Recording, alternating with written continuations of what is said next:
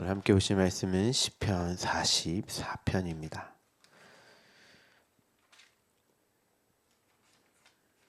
시편 44편 1절부터 26절까지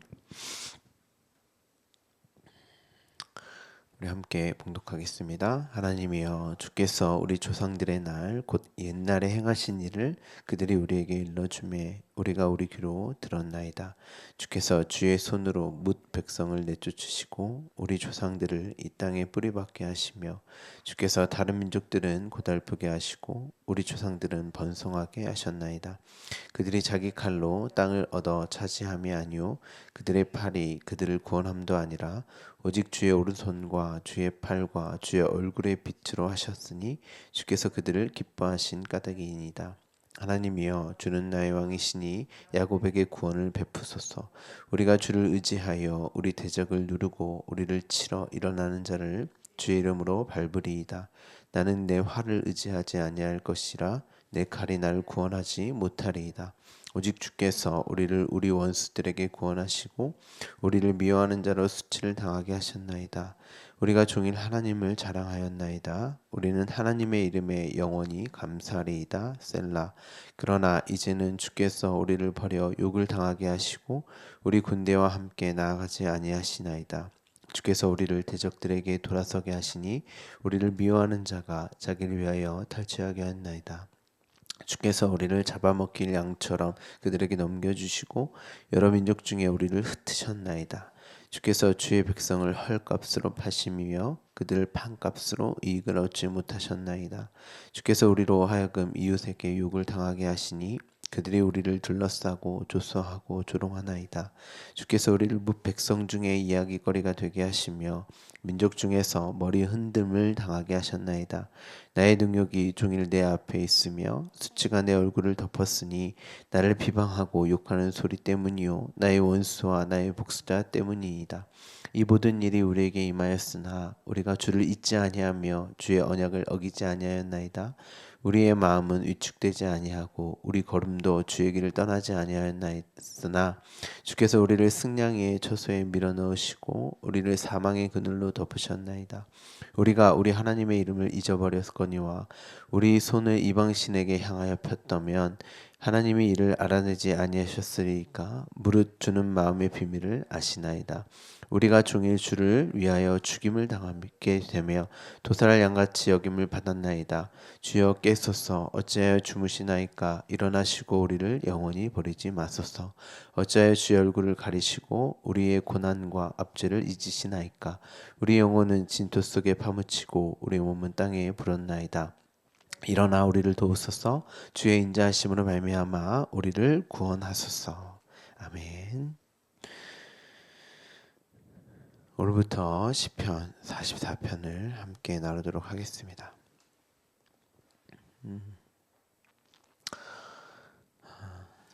49편까지가 고라 자손의 시가 계속 나옵니다. 그리고 시편 84편부터 또 4편의 고라 자손의 시가 기록되어져 있습니다. 우리는 이미 42편, 43편을 심도 있게 다루었기 때문에 고라 자손의 시에 대한 부분을 어렵지 않게 이해할 수 있을 것입니다. 그러한 기대가 있어요. 그런데 아마도 오늘 또 설명을 드릴 텐데 경험치가 있잖아요. 제가 이렇게 설명했을 때 많은 분들이 어떻게 이해를 하실까?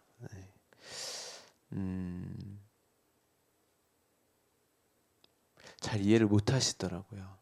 그래서 제가 이제 반복해서 이제 설명을 드리는데 육으로 살고 있기 때문에 육의 그러니까 나의 어떠함으로 이 말씀을 대하는 게 사실은 당연한 것입니다.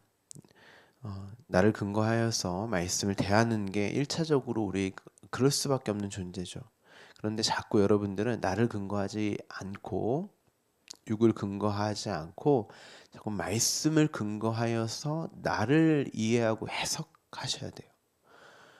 굉장히 어려운 일이죠. 그래도 나는 진리가 아니고 말씀이 진리이기 때문에 말씀의 그 진리를 잣대 삼아서 나를 이해하고 볼 수 있는 그런 것들을 자꾸 말씀을 읽으시면서 생각하셔야 돼요. 그런 것들이 그런 일들이 잘 되어지지 않기 때문에 이제 이런 본문 시편을 보는 것도 굉장히 어렵죠. 오늘은 이제 전체적으로 나누고 이제 다음 주부터 또 한 절 한 절 살펴보도록 하겠습니다. 앞서 등장한 여러 개념들을 설명을 제가 드렸기 때문에 이제 반복되는 부분은 간략하게 여러분들이 좀 알고 있다는 것을 전제하고 간략하게 설명을 하고 이제 넘어가도록 하겠습니다. 학자들은 이 시가 아수르의 사네립 왕의 침공, 포로기 이전이겠죠?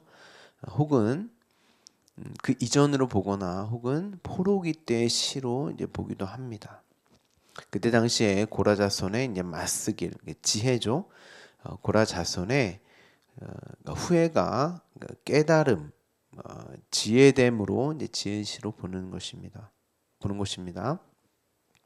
우리가 왜 이런 고통, 압제와 억압, 이런 상황과 환경 속에 놓여 있는가에 대한 원인을 찾고, 그로 그 원인에 대한 부분을 우리가 돌이켜서 다시 이러한 일이 생기지 않게 하는, 그리고 그러한 자신들을 근거하여 우리를 버리지 마세요, 우리를 구원하세요, 이것을 지혜라고 생각을 합니다.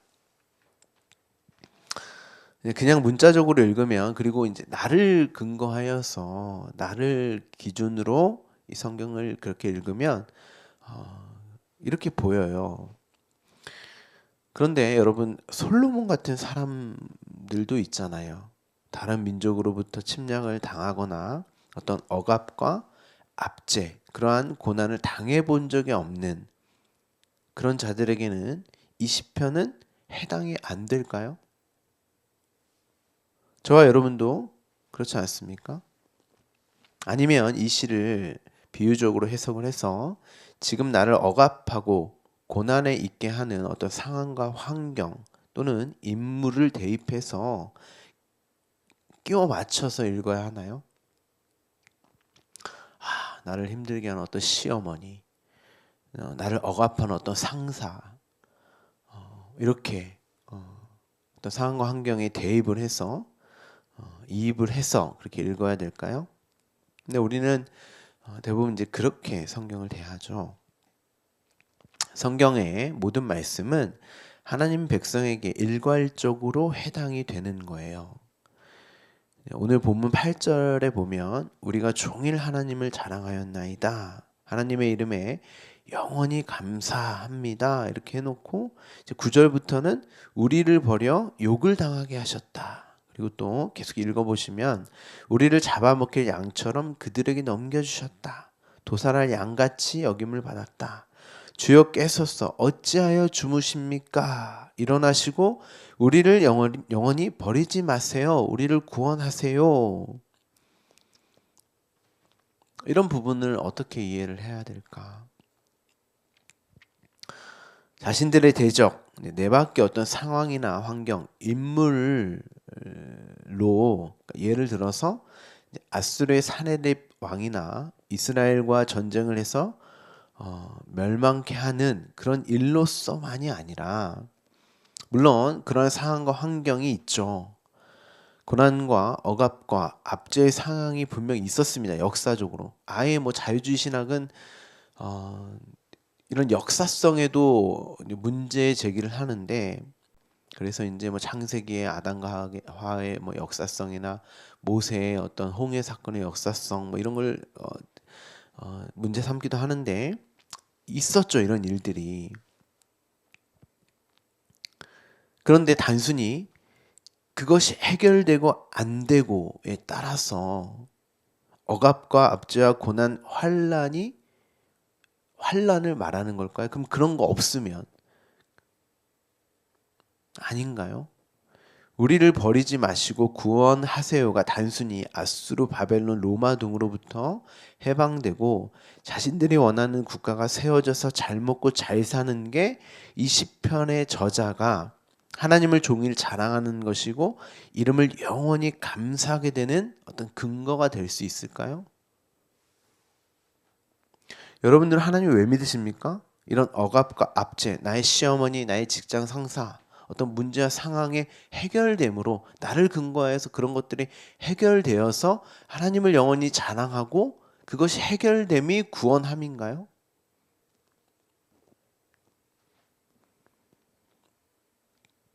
하나님은 이스라엘 실체, 그들의 상태를 보게 하기 위해서 바벨론의 왕을 섬기라고도 한단 말이에요.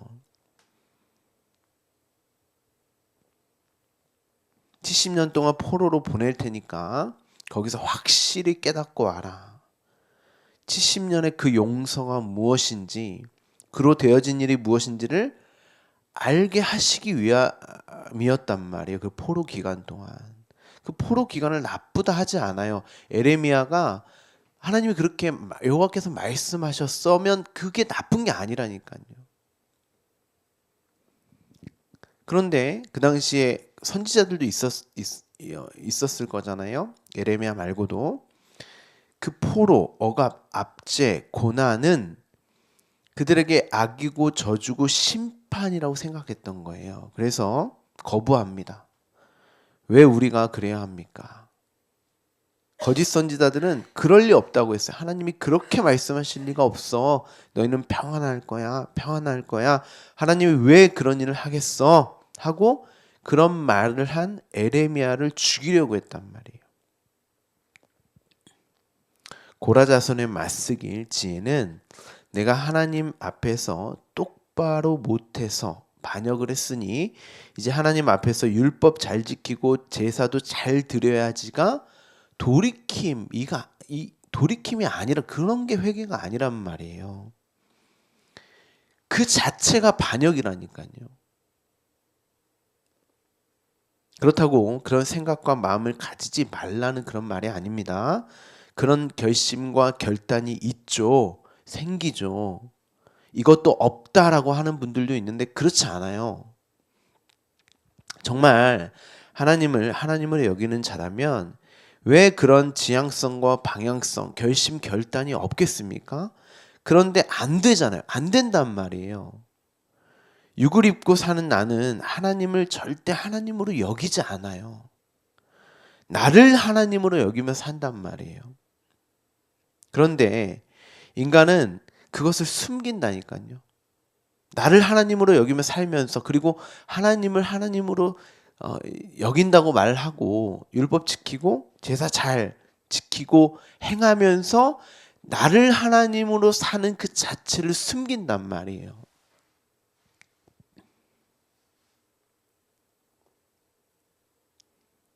그리고 하나님이 명하신 그 율법과 제사를 지키면서 그 행위로 포장한단 말이에요. 내가 이만큼 당신을 위해서 섬겨드렸으니까 내가 원하는 것, 내가 필요한 것들 해주세요. 나 지금 이런 어려운 상황과 환경 속에 있으니까 그런 상황과 환경에 처하지 않도록 아니면 내가 그런 상황 속에 있으면 나를 거기서 건전해주는, 해결해주는 그러함을 구원으로 생각한단 말이에요.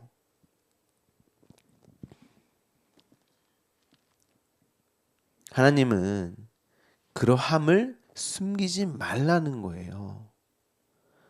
위장하고 포장하지 말고 진짜 너의 실제 모습을 보고 그게 뭐였죠? 육으로 살 수밖에 없는 나, 죄와 허물로 죽어있는 그 율법 아래에 있는 나잖아요. 그럼 낙심과 불안, 두려울 수밖에 없단 말이에요. 그런데 그 불안과 낙심의 그 두려움을 숨기기 위해서 무엇인가 자꾸 행하려고 하는, 그런데 그게 반복된단 말이에요. 하나님께 소망을 두는 것이 아니라 그 일을 하고 있는 나를 근거하여서 나를 소망을 두고 있는 거잖아요, 그게.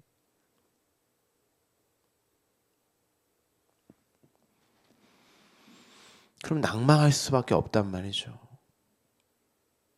그때 하나님께 소망을 두라. 그가 나타나 도우심 예수와로 말미암아 찬송을 하게 되는, 나는 이런 존재일 수밖에 없으니까 나는 바벨론을 섬길 수밖에 없고 애굽을 섬길 수밖에 없고 소돔과 고모라에 살 수밖에 없는, 난 그게 너무 좋을 수밖에 없는 존재가 맞으니까 하나님이 여기서 나를 구원해 주세요가 하나님께 소망을 두는 거란 말이에요.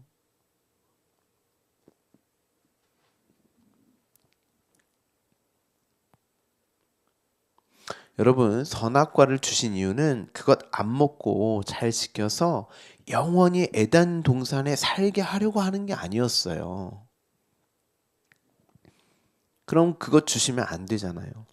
왜 이스라엘에게 약속하신 땅이 동서남북 애굽, 아수르, 바벨론, 페르시아, 로마, 헬라, 당대의 가장 강력한 나라로 둘러싸이게 한 이유가 뭐냔 말. 근데 거기를 약속의 땅이라 그랬단 말이에요.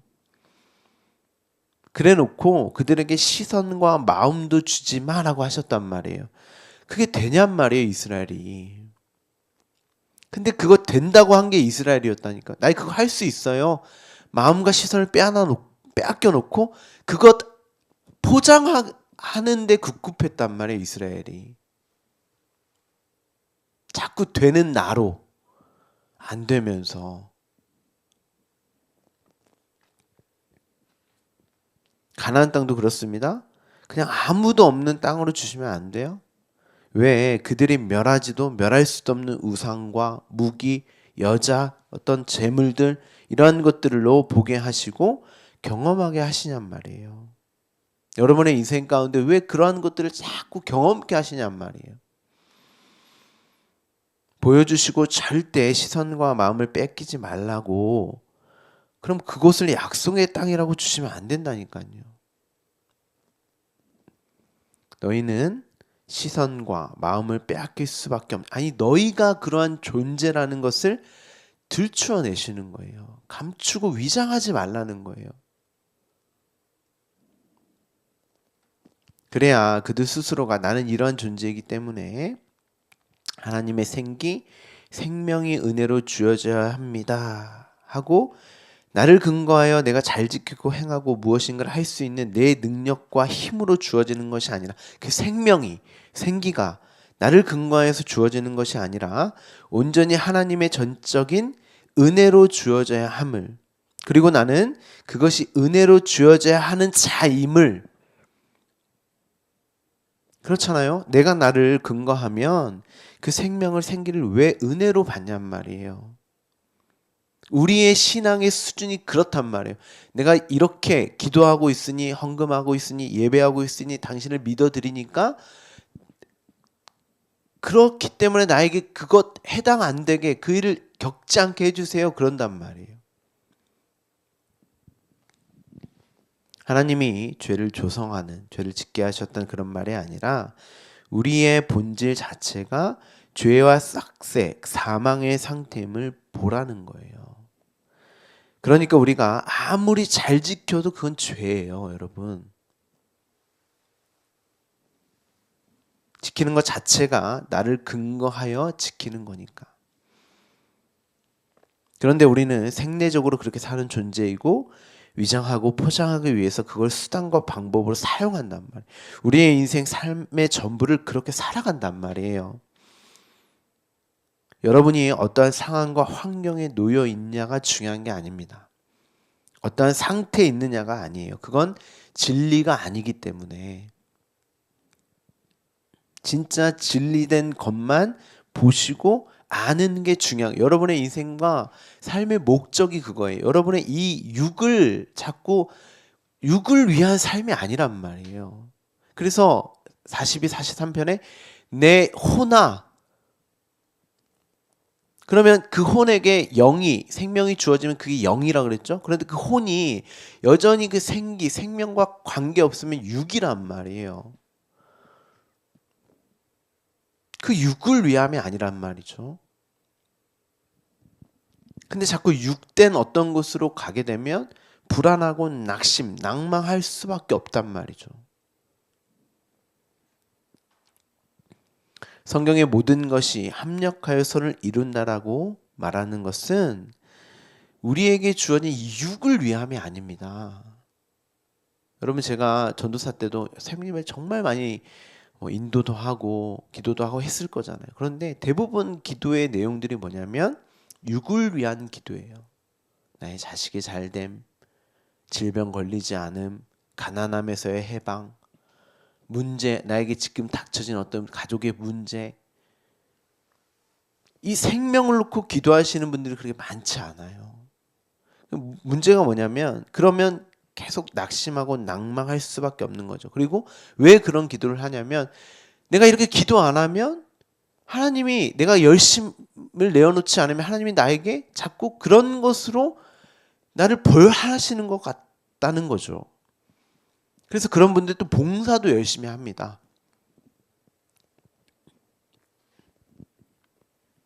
그리고 결국 하나님을 떠나기도 합니다.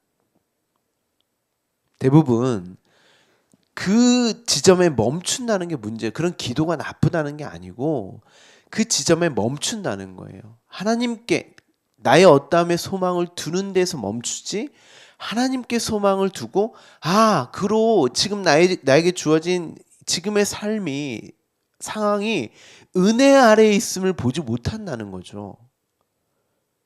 나를 기준으로 해서 내가 힘들고 어려움에 그 잣대로 보니까, 계속 율법 아래의 나로 보니까 그게 낙심되어지는 것으로만 보인단 말이에요. 아니라는 거죠. 말씀은, 하나님은 그렇게도 두신다니까요. 그런데 너에게 주어진 이 상황과 환경 속에서 진짜 은혜 아래에 있음을 보라고 주시는 거예요. 하나님께 소망을 두라고.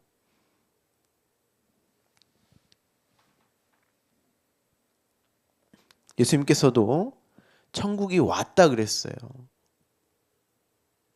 근데 무슨 천국이 그래요? 그렇죠? 질병도 걸리고 가난함에도 있고, 그래도 그게 천국을 사는 거라 그랬다면 하나님이, 예수님도. 그러니까 그것을 근거하여서 말씀하시는 게 아니죠.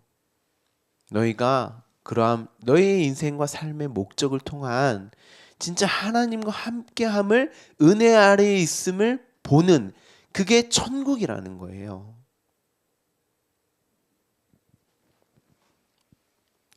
여러분, 지금 가난하세요? 정말 해결할 수 없는 질병에 걸리셨습니까? 내 삶이 내 마음대로 잘 안 되세요? 나라가 내전 중이거나 다른 나라의 침략을 당하는 전쟁 중에 있습니까? 세상 속 인간들의 추악함 가운데에 억압과 압제와 환난과 고난 중에 있으세요? 지금 너무나도 힘든 시기에 처해 계십니까? 좀만 참으십시오. 금방 끝날 거예요. 물론 그러한 상황과 환경에 놓여 있을 때 나의 상태에 대한 기도도 하십시오. 그런데 나를 근거하는 율법에 멈추지 마시고, 그러한 일들이 해결이 안 되어질 때 그것을 원망과 불평으로 여전히 나를 근거하여 모든 것을 보고 듣고 이해하지 마시고, 그 가운데에서 하나님의 말씀, 진리의 그 생명의 말씀을 들으셔야 한다는 거예요.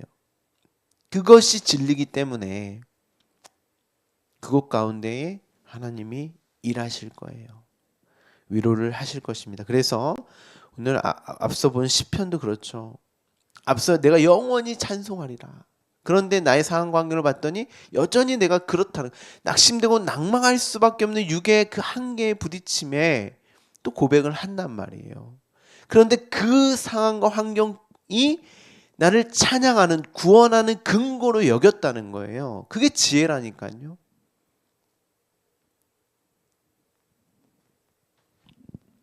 여러분에게 진짜 평안과 안식은 다른 게 아닙니다. 여러분의 삶 전부가 하나님의 용서가 주어지는, 생명이 부어지는 은혜 아래의 삶임을 늘 확인하시면 됩니다. 여러분은 70년간 포로된 자로 이 땅에 살고 계신 거예요. 하나님의 포로예요, 여러분들은. 그러한 자들을 자유케 하시며 구원하시는, 하나님에 의해서 끌려다니는 포로로 이 땅에 살고 계시는 것입니다.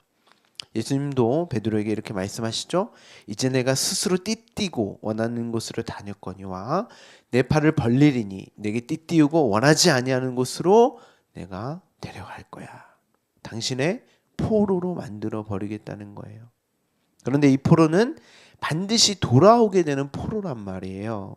하나님의 목적과 계획이 주어진 용서라는 것을 깨닫고 70년의 이것이 결코 하나님께 내가 이렇게 하면 하나님께 안 끌려다녀야 되는데 어떤 원망과 불평의 포로가 아니라 회복과 구원이 용서가 주어지는 삶이라는 것을 깨닫는 포로란 말이에요. 그래서 예레미야 29장 10절 14절에 이렇게 기록되어져 있습니다. 여호와께서 이와 같이 말씀하시니라. 바벨론에서 70년이 차면 내가 너희를 돌보고 나의 선한 말을 너에게 성취하여 너희를 이곳으로 돌아오게 하리라. 여호와의 말씀이니라. 너희를 향한 나의 생각은 내가 안 하니 평안이요 재앙이 아니니라. 하나님께서 재앙이 아니라 그러잖아요. 포로가 평안이다. 너에게 미래와 희망을 주는 것이다. 장차 있을 영원한 하나님 나라를 소망케 하기 위한 삶이다. 너희는 지금 은혜 아래에 있는 거야. 너희가 내게 부르짖으면 내게 와서 기도하면 내가 너희들의 기도를 들을 것이요. 너희가 온 마음으로 나를 구하면 나를 찾을 것이요. 나를 만나리라. 이것은 여호와의 말씀이니라. 나는 너희들을 만날 것이며 너희를 포로된 중에서 다시 돌아오게 하되 내가 쫓아 보내었던 나라들과 모든 곳에서 모아 사로잡혀 떠났던 그곳으로 돌아오게 하리라. 이것은 여호와의 말씀이니라. 70년이 차면 우리의 하나님이 정해진 때가 차면 이 포로된 기간이 모두 끝나면 나라는 그 바벨론의 왕 느부갓네살을 섬길 수밖에 없는 나를 우상으로 여기며 살 수밖에 없는 존재가 맞구나. 그래서 하나님이 바벨론으로 포로로 보내셔서 느부갓네살 왕을 섬기는 이 세상에 살게 하셨구나. 그런데 더 이상 그러한 왕된 나로 살지 않고 선한 말, 진리의 말로 성취되어 이곳으로 돌아오게 하실 것이구나. 이제 다시는 나로 왕으로 살지 못하는, 섬기지 못하는 은혜 아래에 있음을 알게 하시기 위해서 이 인생이 주어진 것이구나. 그럼 그게 용서지. 진짜 내가 용서받았음을 또 내가 깨닫게 되어지는 것을 원수된 나를 용서하는 거예요. 진짜 평안을 주기 위함이다. 여러분 이것이 미래와 희망을 주는 것으로 여기며 살고 오늘의 삶을 그렇게 살아가고 계십니까? 그리고 너희가 그것을 알았다면 하나님께 부르짖고 기도한다고 하잖아요. 온 마음으로 하나님을 구하고 찾을 거야 라고 말씀하시지 않습니까? 그러면 하나님께서 만나주신다고 하시잖아요. 너희를 반드시 만날 거야. 그러기 위해서 지금의 삶이 주어진 것이다. 오늘의 삶을 통하여서 내가 누구인지를 깨닫고 용서가 주어지는 은혜 아래에 주어지는 삶을 내가 깨닫고 그로 하나님을 찾고 구하고 계십니까? 그로 하나님을 지금 만나고 계세요? 그러한 삶으로 여러분의 삶을 여기며 가고 계십니까? 여호와의 말씀이다. 여러분의 삶은 모든 것이 합력하여 선을 이루는 하나님을 만나기 위한 귀하고 존귀한 삶인 것입니다. 여러분의 삶의 가치가 이 땅의 돈, 명예, 건강 여기에 있지 않아요. 이런 것으로 결정되지 않습니다. 그러한 것으로 귀하다 천하다 여길 수 없습니다. 나의 삶이 하나님을 만나는 용서가 주어지고 그로 되어진 일을 알게 하는 삶인가? 그럼 여러분의 삶이 어떠할지라도 남들이 보기에 포로된 삶으로 보일지라도 내가 죽을지도 모르는 생명이 끊어지는 순간일지라도 오늘 먹을 양식이 없는 궁핍한 삶이라도 생명의 삶이고 진짜 살아있는 은혜 아래에 있는 삶인 것입니다. 오늘 하루도 그러한 삶으로 나아가는 여러분 되기를 간절히 소망합니다. 네, 다음 주부터 우리 또 한 절 한 절 함께 살펴보도록 하겠습니다. 기도하겠습니다.